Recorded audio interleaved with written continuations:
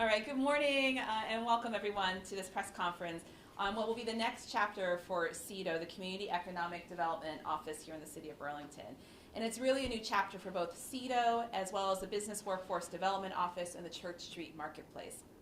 CEDO has a long history, very proud history since 1983, and a lot of its core components of Burlington and as the city has really evolved over the last 40 years. The chartered mission, which Joe is going to get up here in a minute, includes really important pieces for what is so vibrant and needed in our city, including advancing a comprehensive community and economic development strategy, stimulating investment and assistance for our businesses, including economic enterprise, addressing the city's housing needs, managing our waterfront development, and obtaining grants and aid, that's the old chartered language, but obtaining grants essentially to help the city operations, administering CDBG, which is our Community Development Block Grants, and coordinating and facilitating resident participation in our neighborhood planning assemblies. This is such an important charter, and over these years, these last 40 plus years, some of the charter responsibilities have flowed in and out of CEDO to other departments and elements of city government. An example of this was the creation of the Business Workforce and Development Office. It took on business and economic development needs and some of our workforce element work in recent years. Some of the grant work that's chartered for CEDO also went to the Clerk Treasurer's Office to coordinate as we continue to evolve and more elements of city government started to interface with the federal, especially on the federal level in terms of grants. And as our housing crisis has deepened in recent years, housing work has become a multi-department task for the city of Burlington, critically needing partners in our Office of Planning, our Permanent Inspections Office, Business Workforce and Development, of course, for high-level project management, and CEDO. So it is a full department task to address our housing crisis. CEDO itself as a department has been studied and examined many times over the years, most recently this winter with the help of a consultant, Nate Suter, to examine the strengths and opportunities for this department. Right before I became mayor, HUD, federal HUD, Housing Urban Development, yes, HUD, did a study to look at the fiscal future of CEDO and how do we find a sustainable model, including comparing us to other communities that had a CEDO-like department, for us to learn how to put the department on a financially sustainable track. Former CEDO directors have studied the department about what comes next and how to effectively use it within city government. In 2019, a strategic plan was created. And finally, the operational efficiency study, which really it was sort of the kickoff of the Modern Gov initiative that I began with my team last fall. The operational efficiency study in 2024 also looked at CEDO. How can we be the most effective and efficient department possible? Grants have continued to change over the last several years. The amounts have changed, the complexities of managing federal grants have changed and evolved, the conditions of what we live here in Burlington and our challenges have changed, and our funding from grants and our general fund constraints and the tension for how do we sustain this incredible work has become more complex. Most recently, President Trump decided not to put CDBG grant money into his budget.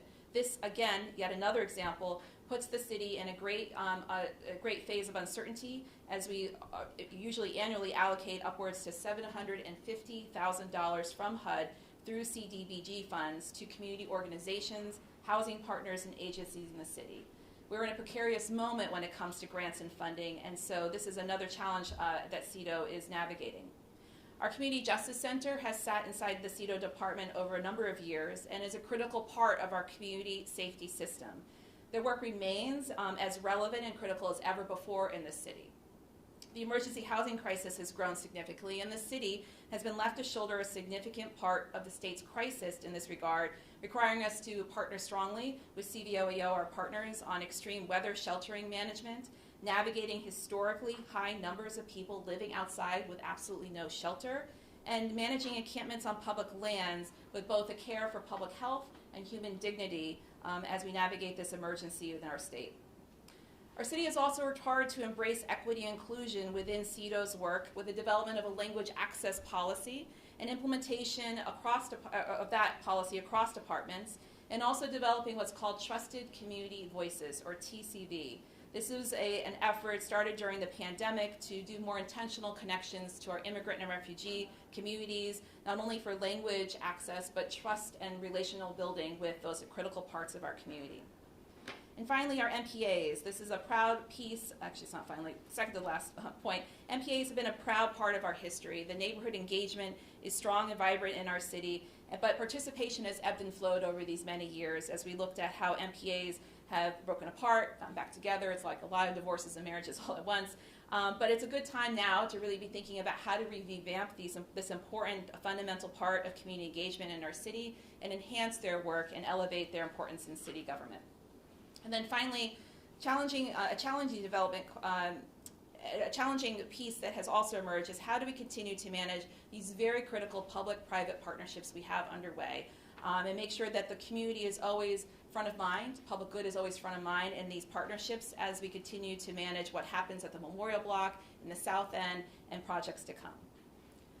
The Business Workforce and Development Office was created by former Mayor Weinberger in 2022. It formalized a citywide coordination on business support that had started in 2020 in response to the COVID-19 pandemic. It was also, the office was also formed after a desire to offer more strong local support for economic recovery. This department also at that time took the Churchy Marketplace within it structurally. It was brought in under this office around that same time in 2022. And the office became the focal point of managing a lot of our ARPA funds. So we all know at this point that all the ARPA funding has been fully allocated and largely spent at this point. So that piece of work has also shifted. Churchy Marketplace is also at a place now to look at how do we adapt and look for the evolution of this important piece of our downtown and our large economic center here in the city. Its chartered mission, in summary, is to create an engaging, inclusive space with a clear sense of a place that is a desirable platform for local and national businesses alike, which supports creative and community-centered and economy-driven initiatives in the center city. The marketplace has also been studied over the years in terms of its models and opportunities for evolution, especially considering the changes in our downtown over these last 40 years with business growth happening off the bricks, so not just on Church Street anymore, and economic hubs continuing to grow and adapt throughout the city. It's a good time to be asking questions of like what comes next as we continue to build a vibrant downtown. So today I'm setting a new course for CEDO. Last night we did a work session with the City Council, and as part of the appointment process, of course, I've selected a leader, which I'll speak to in just a minute, to lead this new evolution of CEDO. As part of our Modern Gov initiative, our efforts to revamp and to remerge efforts across two important departments, BWD and CEDO, into one powerful and impactful team to work on behalf of the city. To just wrap up this portion of it, I just want to name again that we have a housing crisis on all levels. We don't have enough housing. There's a shortage of affordable housing for low and moderate income people. And historically, we're in a historic crisis for the number of unhoused individuals in the state of Vermont, and the city of Burlington is holding a disproportional amount of that for the state. We have the continued uncertainty for federal grants and funding under the Trump administration. We continue to face workforce and economic challenges and need to address how to advance livable wage jobs and fill critical occupations to advance our housing, climate, and community safety priorities as a city. And this is all while also creating a vibrant and resilient downtown for businesses and employers to thrive. We also have complex safety challenges, community safety challenges, requiring innovation and smart partnership, especially with our Community Justice Center. We have an engaged community that really requires us to give even more ways for people to lean in productive and civil ways. And this is a perfect moment for us as a city on the administration side to make sure our MPAs are inclusive and equitable and easy for people to access and engage. This is a particularly important moment when we have such harmful and reactionary politics all around us all day long. And finally, we need to make sure that we are doubling down on our commitment to equity and inclusion in all ways possible. And we need to do this by continuing to advance our language access policy across the state, the city, but the city is what we have control over, and making sure that the trusted community voices partners, their roles are bolstered by partnering with REIB and in other ways to make sure that their voices are heard routinely within city government, that we're fully utilizing those roles to their full extent, and building and deepening those relationships with our immigrant and refugee communities. So as I mentioned before, and as folks have been tracking with City Council, we went through our appointment process last night with the Council, and I'm grateful that the City Council confirmed my appointment of Cara Alaswari as the next CEDO Director. I looked to Cara because I know we need a leader for this newly formed or remerged CEDO and BWD departments who's able to handle transition, evolution, and innovation that is needed ahead of us. Cara brings strong skills to this role as an experienced department head who has evolved BWD over the last several years. She's developed strong engagement strategies with our downtown constituents and effectively worked across several departments for citywide efforts related to the Hotspots initiative we launched last summer, our downtown health and safety issues that we continue to face, as well as downtown development projects, including the Memorial Block. She sought an economic development certificate over the last several years to continue to build her professional skill and in comprehensive policy making. And she also holds the importance of creating a cohesive culture among staff and a department when able to weather a lot of changes ahead, as I've outlined. I really want to thank Cara and congratulate her on her confirmed appointment last night at the City Council. I know she'll be a strong partner with me as we look forward to what comes next for CEDO.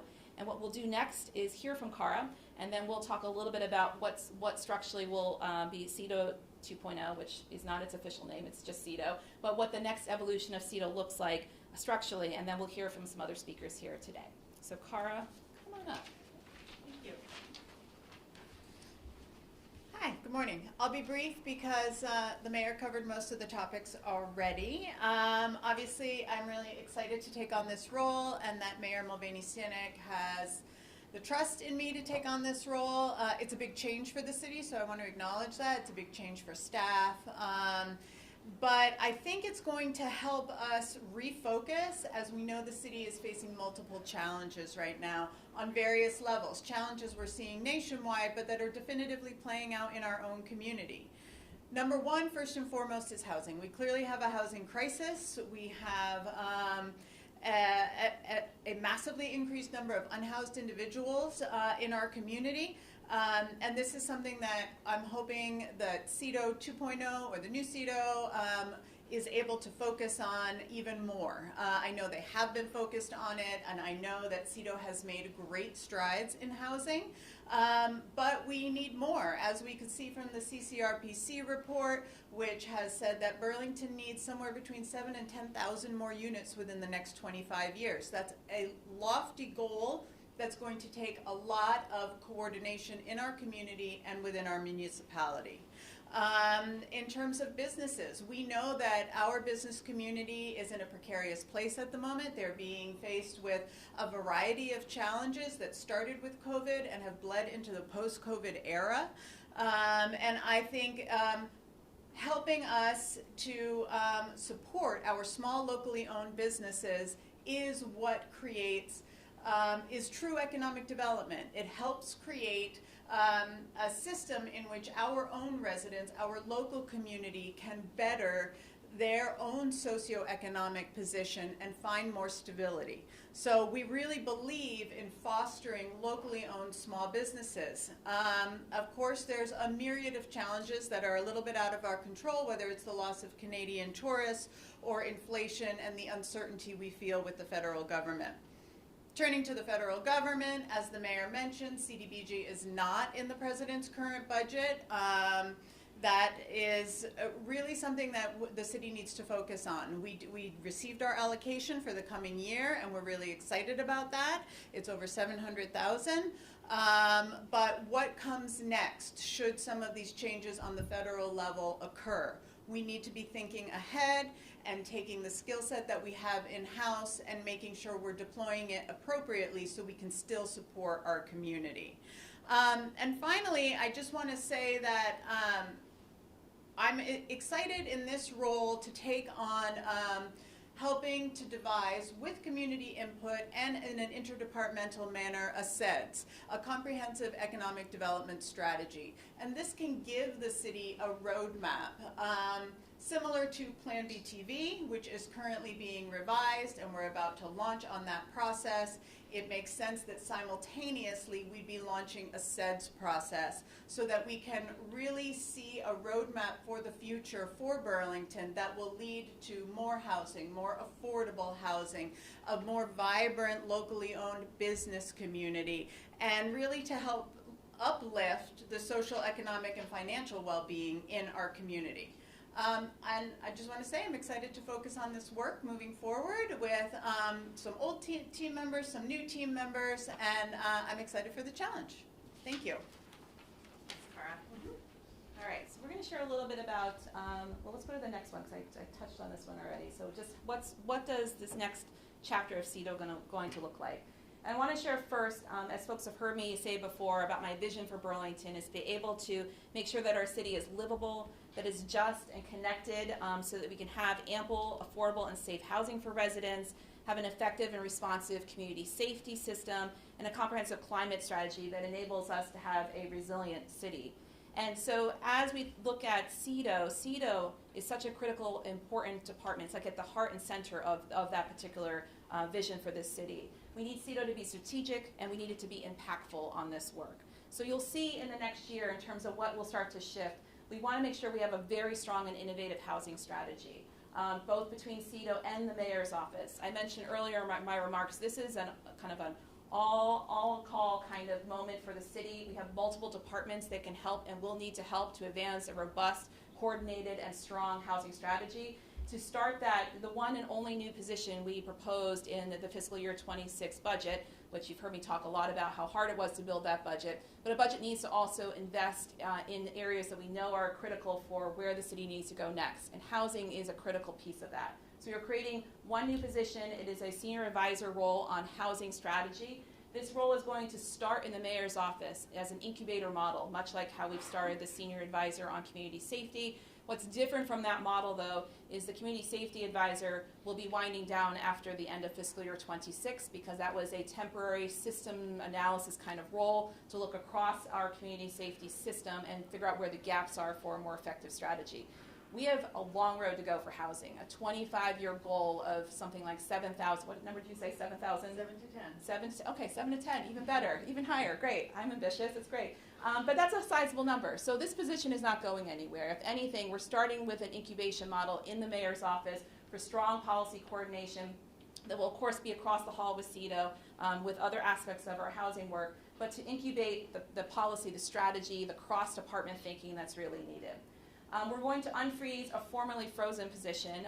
That was because of fiscal year 25 budget challenges.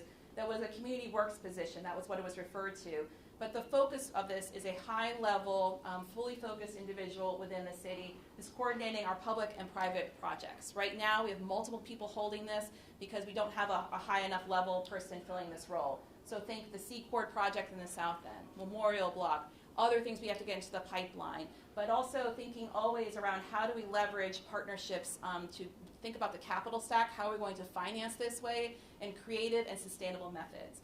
Recently I met with the AFL-CIO leadership from the region of New England who informed me that there's a pot of money, for example, that the AFL-CIO has created out of the pension funds of a lot of the construction and trades workers as members of that federation. That is purposely invested in public housing efforts that use union labor and it results in affordable housing. Seems like a perfect match, right? And so things like that to innovate and continue to stack would be part of the task of this particular position, and why we need a really high-level expert to be able to advance the city's interests. We're also looking to utilize our existing and strong team related to home and CDBG and our lead program. We have a number of federally funded positions, at least now, that I know we can be able to use their network capacity, their expertise and experience and knowledge about the city to help us advance the strategy. How do we get out to everywhere across the city so folks know how to bring on housing of all types, shapes, and sizes? I think we can tap that innovation as a full team. To workforce development, we're refocusing our workforce development efforts. We've brought that back together between BWD and CEDO. And to make sure that we're making advancements, I spoke to this last night at the City Council meeting. In order to make advances on our own priorities on housing, safety, and climate, we should be making sure that we're putting people into critical critical positions that we have gaps in terms of our workforce. We know, and Cara can speak to this more in a moment here, that we don't have enough people in weatherization, for example. We don't have enough people in heat pump installation.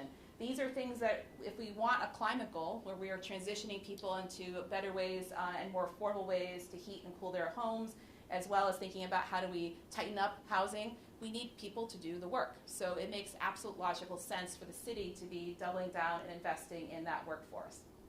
We, as Cara mentioned, creating a comprehensive economic development strategy will be critical, so we have a direction beyond whoever is mayor for multiple years to put the city forward. I spoke earlier to TCV and LAP. TCV, again, is trusted community voices, and how do we really leverage them in a more impactful way? We're going to propose bringing those positions and that work into REIB. When you look at our language policy, access policy, it already speaks to REIB as a critical piece of this, and that integration is a really important moment here for the city. And then finally, these last two pieces I spoke to before, but community safety is my first priority, and CJC has already been a very stellar and important partner in the work of making sure that we're thinking about alternatives to the criminal justice system, thinking about innovation. You'll hear more at my next community safety press briefing on a thing called City Circle, which is a city-led and more immediate accountability system that utilizes our partners within CJC, as well as the city attorney's office and the court system for more real-time accountability on municipal ordinances. I use that as an example because continuing how to figure out how to amplify and explore their best placement in city government is the work coming up next year.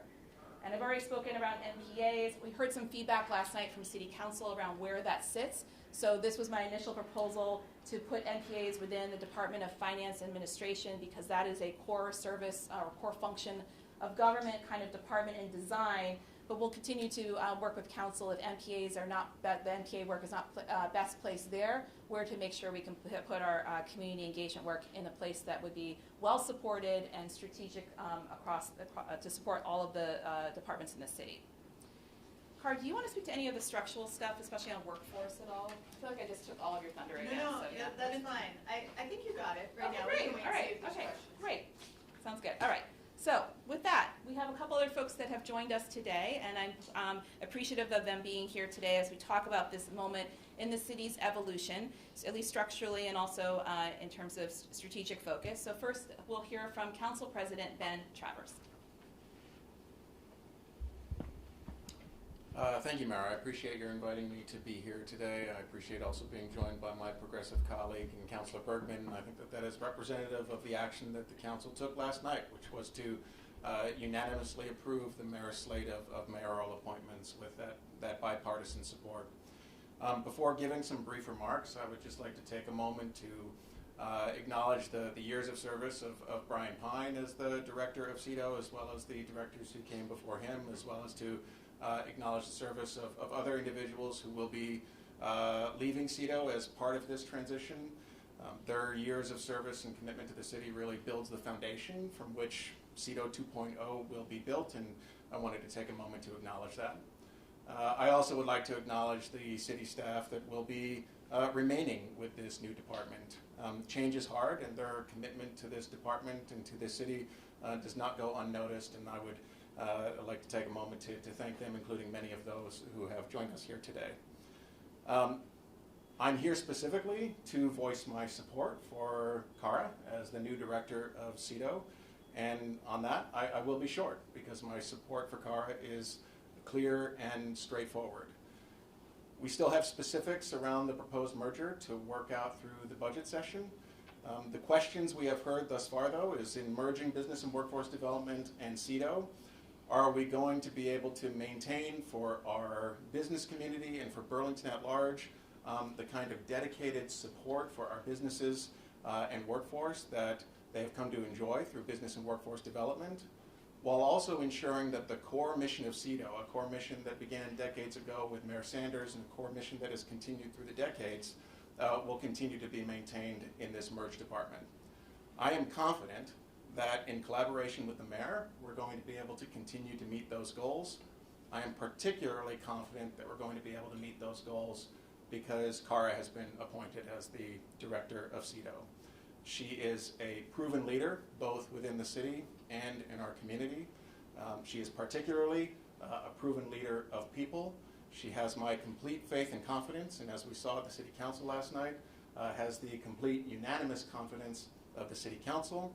I again appreciate, Mayor, you're asking me to be here today, and Cara, look forward to our continuing to partner with you and with your staff and the city as a whole as we ensure the success of this department for the years to come. Thank you. Thank you, Ben. And next up, we will hear from the Progressive Caucus Chair, Jean Bergman.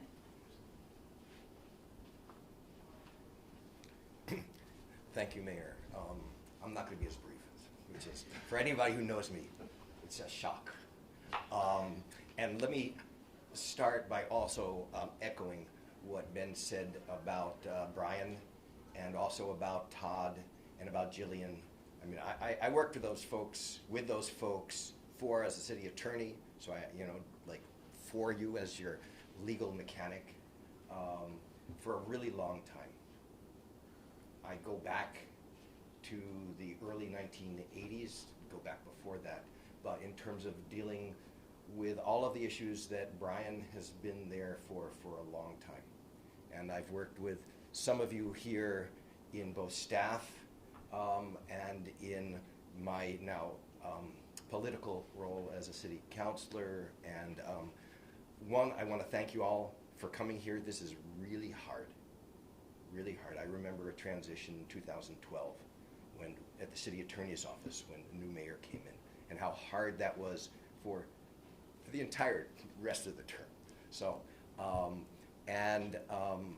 people came and they went, and it's really, really hard. This will be a challenge, and I want to thank everybody who is sticking with the challenge, and everybody who is going to go out there and bring the experiences and the values that they put in place for many years as you go out to make the world better, because we are a very small pond in a huge ocean out here.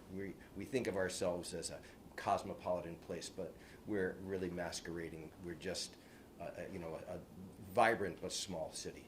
And so the folks that are going out can bring what they've brought from here out to the greater world, which in my mind needs it.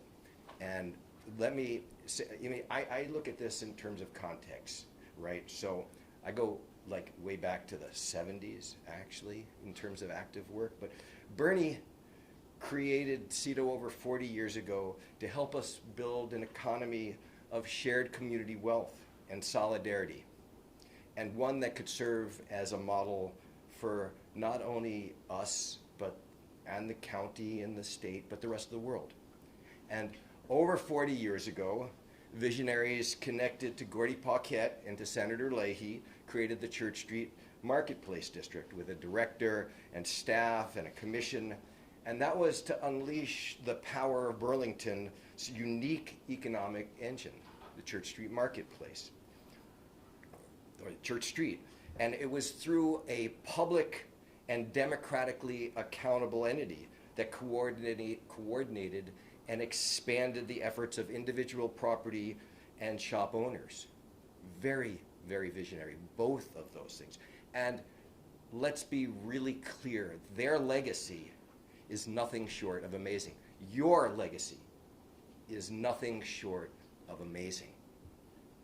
The Land Trust, a publicly accessible waterfront of parks and a boathouse, museum, vibrant local ownership of business, including employee and community cooperatively owned businesses, and the premier shopping district in the state of Vermont, which is an international draw. And these visionaries knew that in addition to this potential, these innovations were needed to fight strong counterforces that threatened our city and our people. Big box development in the open fields in Williston and the other suburbs. Concentrating wealth that drew capital into fewer and fewer hands. Increasing economic stress that made housing and other essentials unaffordable. That Burlington is still strong is a testament to the work of these two departments, is a testament to you all. Defending us against a neoliberal onslaught and winds that we have faced since the time of Reagan and Thatcher. Make no mistake about it, these things are fully linked. But to be quite honest, 40 years is a long time. And we need to relook at and re-envision our organization, and we need to recommit to and re-energize the values of community wealth building and a solidarity economy. The mayor's reorganization is a bold step that I believe, and my caucus believes we need to do, and I am very supportive of this step because it undoes a mistake that I believe, and I said it at the time, the Weinberger administration did in taking economic development work out of CEDO. It acknowledges that the Church Street Marketplace is integral to our overarching economic well-being, and it needs to be placed squarely within it. It allows us to reimagine the entire downtown and the waterfront within this context, and to build on the strengths of public democratic leadership and accountability, which acts together with private owners to keep this economic engine strong in the face of many, many challenges. And it commits us to dynamic and innovative housing development work, which builds on the amazing work of the past and the present in order to confront a housing crisis, which is a crushing housing shortage that is skyrocketing rents and house prices and pricing our working class out of the city. And finally, on this regard, it commits us to building up our systems of engagement and democratic participation that meets the expectations of, and you all know this, our very, very active resident base. People really feel invested in the process here. And I know that this is just the beginning of this work. I know the mayor and Director Al-Answari are committed to the values that we need to guide it. I know they have the ability to move it forward. I know they have the ability to bring us closer to the place that we need to be, where people are economically secure and thriving, where our people are housed, where we as a people have real power over the direction of our lives, and where the people that make the work happen, because it does not happen without you. It does not happen just by leadership alone, but it doesn't happen without leadership. You that have the ability where we as staff, we as the people working it, can actually make it happen and be empowered to make that happen. So I want to thank the mayor for this, for giving me a little bit of extra time here, and thank you. I don't have a choice but to take the mic. Just kidding. No, I appreciate that. Thank you, Councilor Bergman. And then finally, we're going to hear from our chair of our Marketplace Commission, Mark Boucher. Thank you, Mayor, for inviting me to speak today. I didn't bring a sheaf of papers. I will be brief because ultimately I have a shop to get back to and run. And I was asked to speak here today regarding the appointment of Kara Al-Naswari to her new position, and also Samantha McGinnis, who's taking over the Church Street Marketplace. And I couldn't be happier to do so. But first, I'd really like to, I think it's important to express my respect and my admiration for the mayor, who really has sort of taken on the challenges that face the city right at this particular moment and come into it with, while keeping in mind how she wishes it to be, has really fully faced the reality on the ground and adapted well to the conditions that are. And I think that's really important in a mayor, and I'm glad she's here doing that, and I wanted to be sure to say that. With regards to these two appointments, I couldn't be more supportive of the choice. These are two exceedingly capable individuals. And I've worked closely with both of them for the last several years, and really what I think their unique talent for this challenging job is their ability to balance varied constituents' concerns. And that's really what these jobs are about. I looked at that org chart last night that Mayor put up, and this is a monumental undertaking. But I've really got complete confidence in CAR's ability to handle this, and I'm delighted to have Samantha come in and take over her position. Thank you, Mark. And Smith, I'm sorry not to acknowledge you. This is what happens when you leave a city council meeting at midnight. I don't have enough coffee in the morning. So Samantha McGinnis has joined us, who was appointed last night as the new director of the Church Street Marketplace as well. So I do appreciate that both city councilors made a note of a number of staff we have here in the room, which the cameras won't show, of course, because you're behind the cameras, but this really is a team effort to revitalize such an important part of city government. And you know, the day after we made really big decisions around how to balance this budget, we had a critical meeting fully to just be transparent and honest and have open dialogue around the change ahead.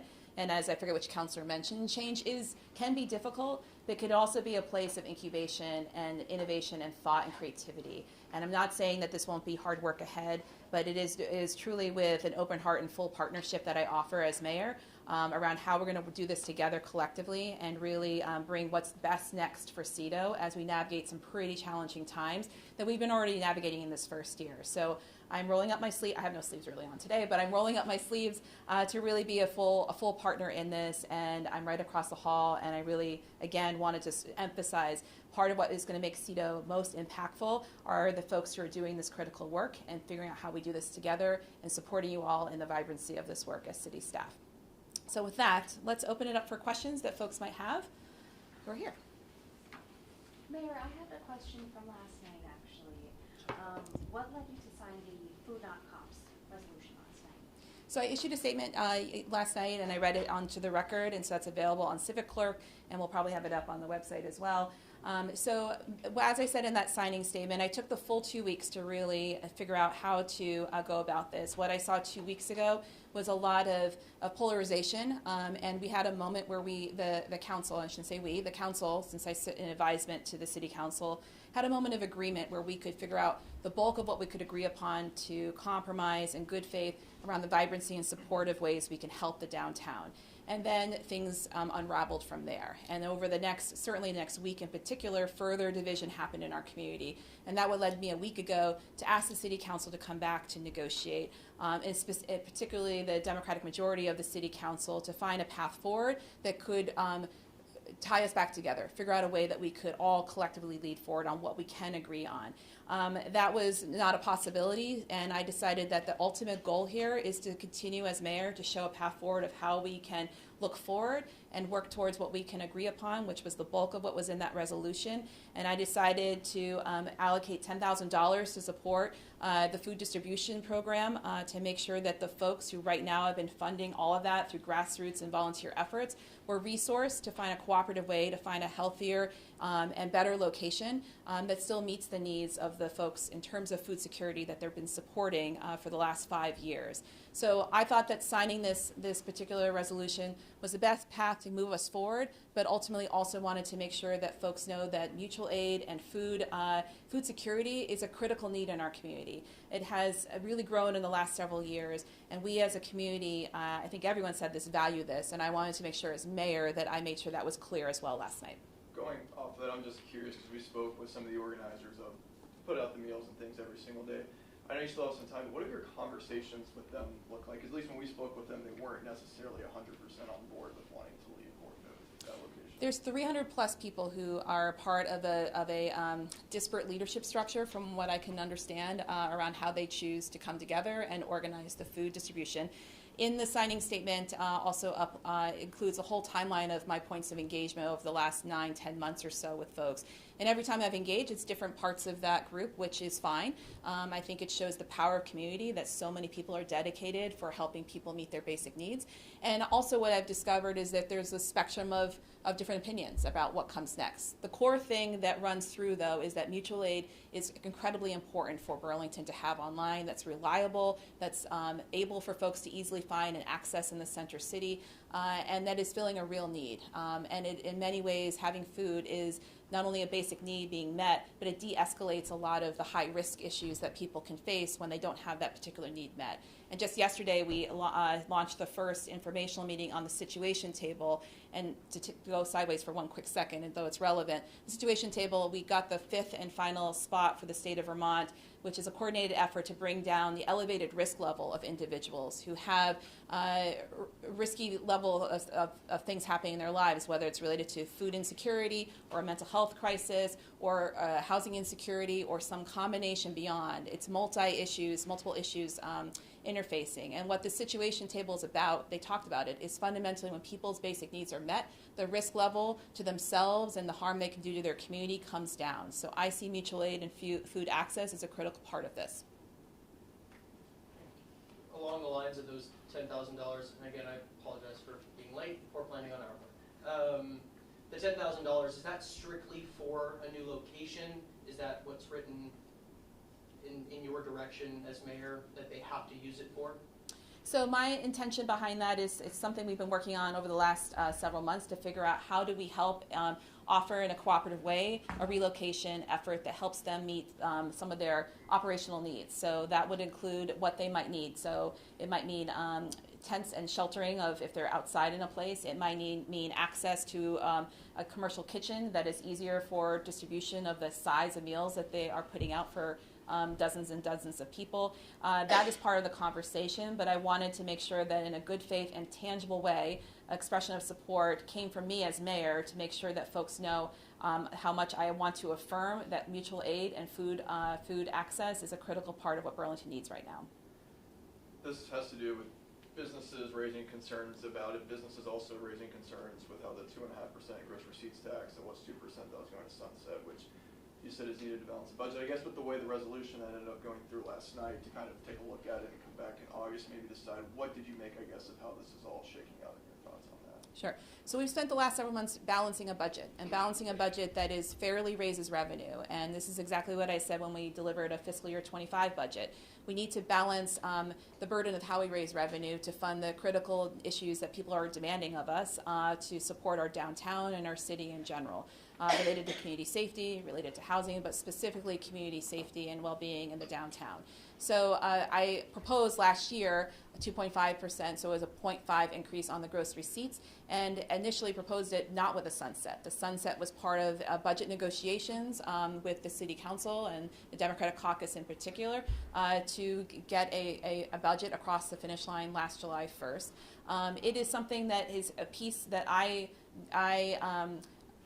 put into this year's budget along with my CAO to really make sure we have another balanced approach on how we're raising revenue this side. I will note that 2 or so weeks ago when the businesses delivered a letter with very tangible things in that letter, gross receipts was not something mentioned in that entire letter. It wasn't mentioned one time.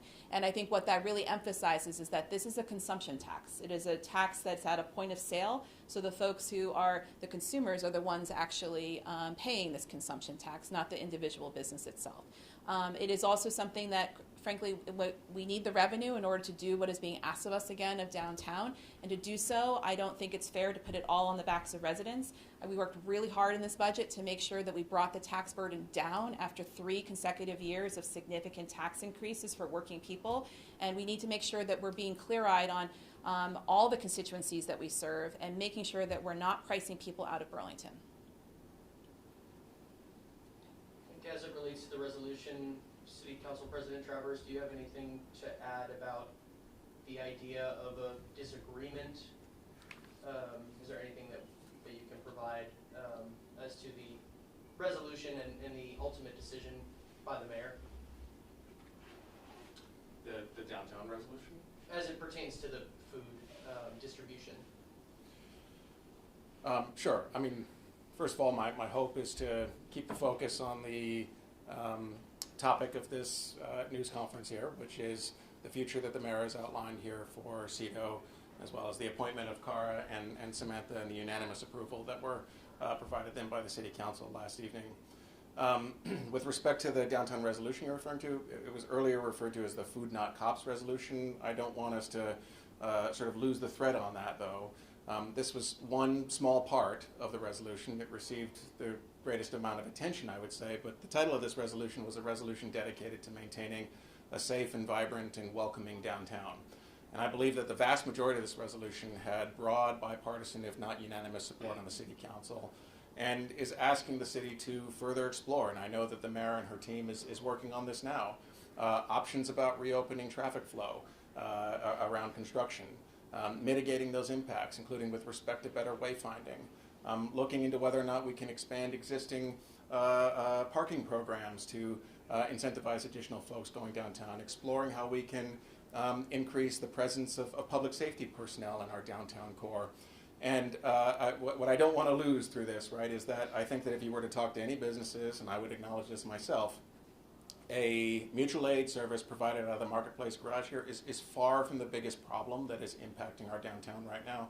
Again, I think it has received the greatest amount of attention here, but it is not the biggest issue that we're facing at the moment. That said, there were hundreds of downtown businesses that presented a number of proposals, many of which were addressed through this resolution.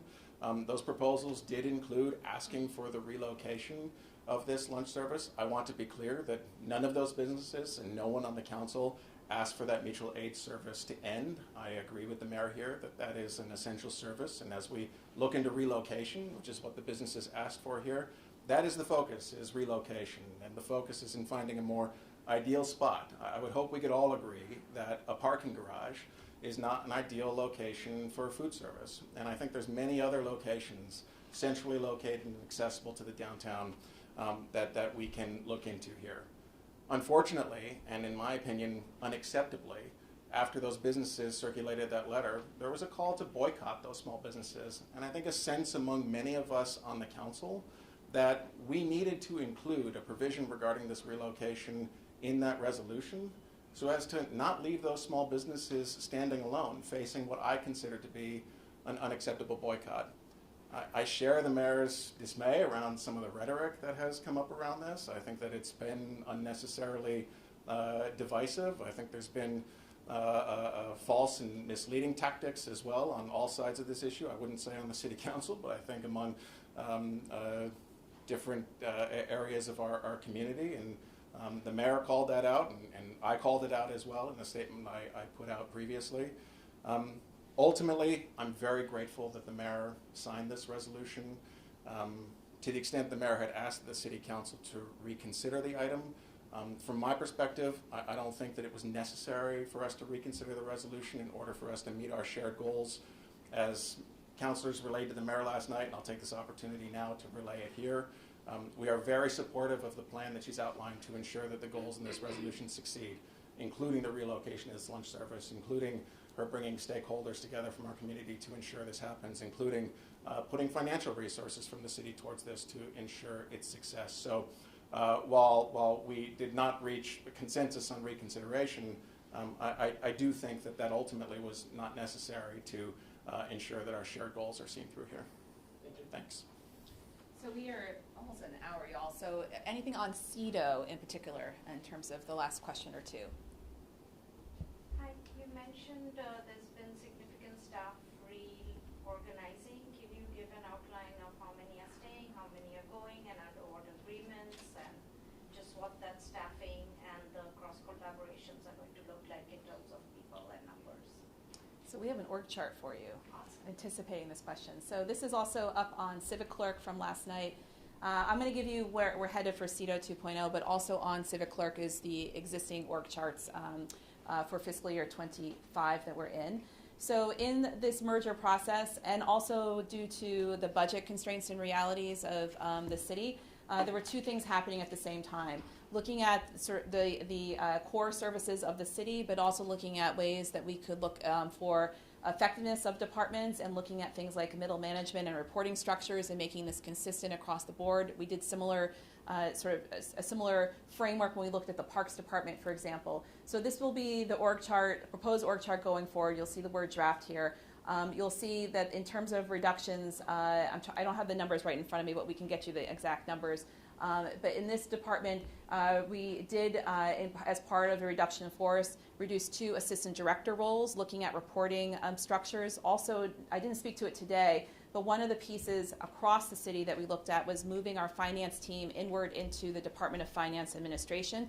This was across the board for general fund departments. We've had a lot of called satellite accountants and finance teams out there.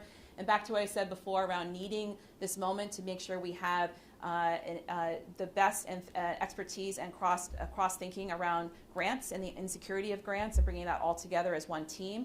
That's one component, but also in terms of accounting, making sure that we're best utilizing accountants, both in the high and low seasons of all these departments as one pool. Those are going to be in the Department of Finance and Administration. So you won't see this on this org chart. Department of Finance and Administration was also presented last night. There's an org chart up on Civic Clerk for that. So there's a team of finance folks who moved into DFA. There was a reduction in, I believe, one position that was not related to an assistant director within that finance team moving for efficiency reasons. And there was also another position within CEDO that was related to our public-private partnership work. We had 2. One was a frozen position, and one was a less high-level leadership role. And we decided that a high leadership role was more needed at this time, given what's happening for this city. And as I mentioned earlier, you'll also see the homelessness response moved out of CEDO into the mayor's office for this upcoming year for the high-level policy coordination that's really needed. In particular, for the homelessness response, that's really part of our public health thinking. So trying to make sure that that role is thinking in tandem with our community safety senior advisor, our specialists on implementing the overdose prevention center, and then this new housing strategist role. We'll see how this goes, but again, the whole point of this housing piece is to incubate within my office and then place back into CEDO once we have a real coordinated citywide strategy plan on housing and all aspects of it. I think I covered most of it, but we'll get you the actual numbers. Yeah. Any other one? We'll get one more final question if it's CEDO related. For Cara, obviously, again, I'm sorry that we missed the bulk of the press conference, but for you, obviously coming from the Church Street Marketplace and seeing all the things that you've seen over the years, how do you hope to bring your experience there to this new role, ultimately for the city and for the future of the city? Yeah, sure. So I was hired in 2019 to be the director of the Church Street Marketplace. In the fall of 2019, in the spring of 2020, as we know, the pandemic hit, and my role greatly expanded at that time to provide business support citywide. Shortly thereafter, we received our $27.2 million ARPA grant, which was managed out of my office. And then we also expanded our business support and our workforce development as well. So I'm trying to glean all those experiences. I gave you that background because I haven't just been focused on the Church Street Marketplace, but rather trying to see the Church Street Marketplace in the greater picture of the city, our downtown, and our economic health. So between some of those last almost six years with the city, working on that, I think that feeds nicely into the vision that the mayor has for CEDO 2.0, and expanding that role more, obviously, to include housing, particularly in this crisis, and trying to push that forward, understanding the role that plays in our entire economy. And the role that housing plays in the survival of our small business community as well. Thank you. Yeah. And with that, I want to thank everyone for coming and appreciate you all being here.